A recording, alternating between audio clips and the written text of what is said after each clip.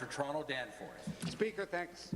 My question to the Minister of the Environment, Conservation and Parks. Later today, the Prime Minister will be unveiling the federal plan to impose a new carbon price in Ontario.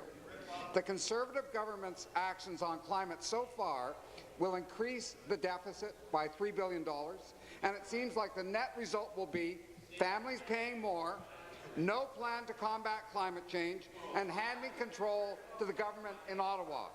Is this the government's idea of success? Minister of the Environment, Conservation and Parks. Mr. Speaker, I thank the member from Davenport for his question. And clearly, the opposition understand policy the same way that the Prime Minister understands that. They think it's good to take money out of the pockets of families. Yeah. When we talk about $3 billion less out of the pockets of families, that's what we're about, Mr. Speaker. We're about putting money back into people's pockets. We are about trying to make sure that they can afford the things that they want in their life while we put forward a constructive, balanced climate plan. So, Mr. Speaker, if the opposition wants to line up with Justin Trudeau and take as much money as they can get away with to pay for their programs and big government, we're happy to let them do it.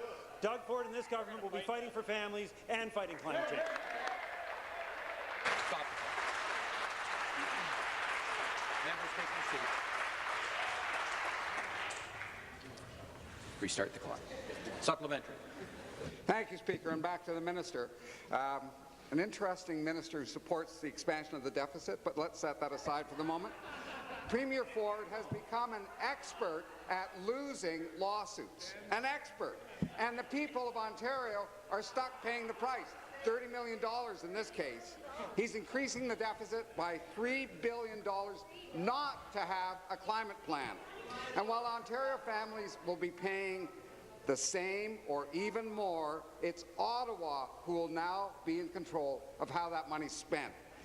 Does the minister believe he's effectively standing up for Ontario? Minister. Mr.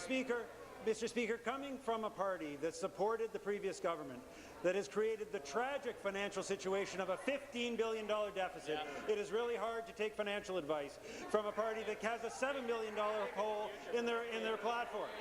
Order.